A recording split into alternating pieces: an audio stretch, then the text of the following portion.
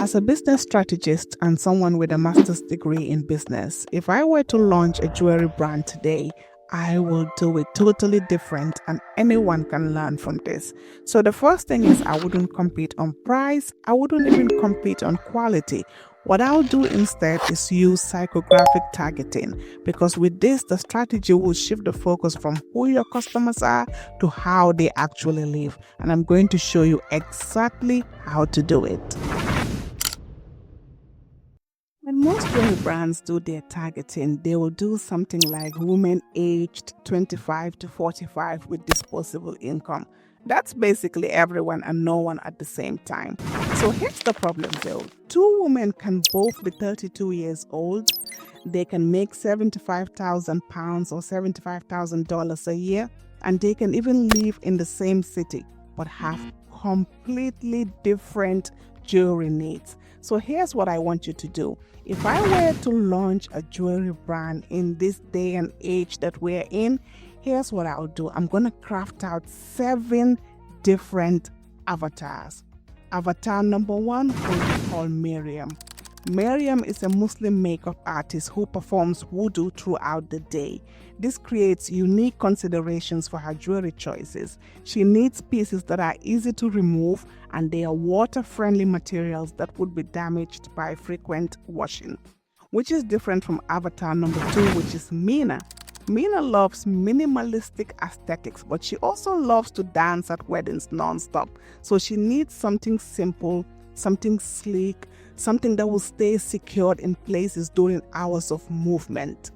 Number 3, we have Clara. Clara is a busy mom. Clara juggles childcare, work, and household responsibilities, and she needs pieces that can withstand those little hands. You know, when you have babies and they are tugging your jewelry, she needs something that will withstand them, which is different from Shay. Shay is a content creator.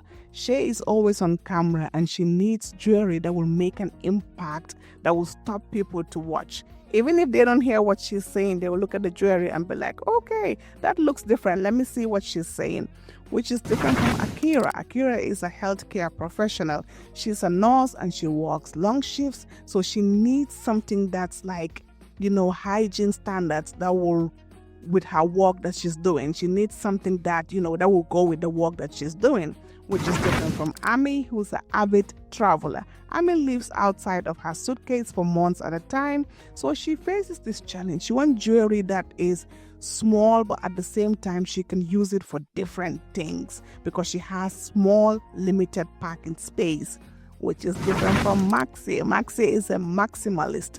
She wants statement pieces that every time she enters a party or event or anything, she wants people to stop and ask her, where did you get that?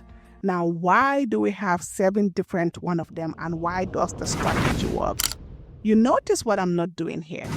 I'm not saying the jewelry is high quality or we ethically source our materials. You know those things that everybody says. Instead, I'm showing how the jewelry will solve specific problems in actual daily lives of people.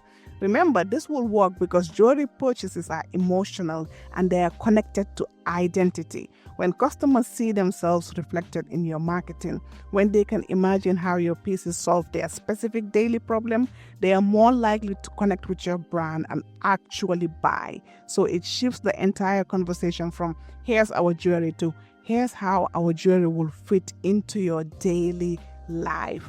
Now, here's how you can apply this to any business that you have. Step 1, I want you to create 3 to 7 detailed avatars based on their lifestyle and their daily challenges. Not age, not income, based on their daily challenges. Give them names and describe how their actual Tuesday afternoon will look like. Step number 2, for each avatar, identify their specific pain points related to your product category.